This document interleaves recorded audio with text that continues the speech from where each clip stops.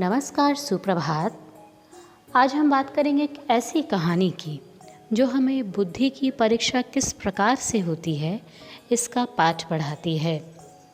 एक बार एक राजा की कोई संतान नहीं थी। उम्र ढलती जा रही थी। बहुत प्रयास किए, कई सारे हकीमों, वैद्यों आदि को दिखाया गया, परंतु नतीजा कुछ भी नहीं।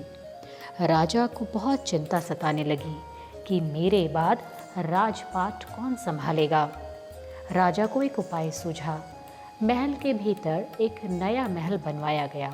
उसके मुख्य द्वार पर बीज गणित का एक सूत्र लिखवाया और पूरे राज्य में दुनदुनी पिटवा दी गई कि जो भी व्यक्ति इस सूत्र को हल कर लेगा उसके बाद यह द्वार खुल जाएगा।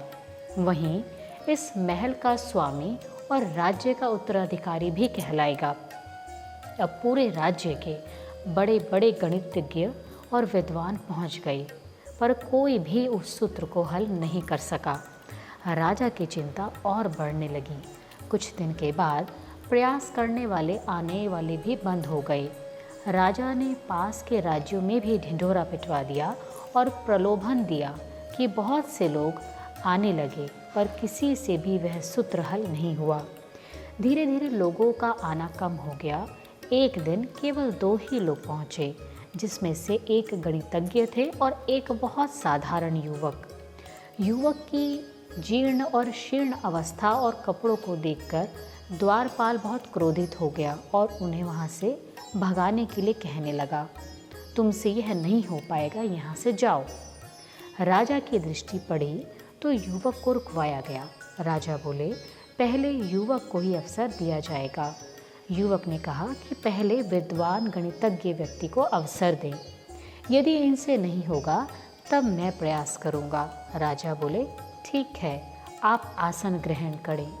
वह गणितज्ञ शाम ढलने तक प्रयास करता रहा, पर कुछ भी न हुआ। अब युवक को बुलाया गया। युवक ने जाकर द्वार पर हाथ लगाकर धक्का दिया। द्वार खुल गया। महल करतल ध्वनि से गूंज उठा। राजा ने पूछा, आप यह कैसे कर पाए?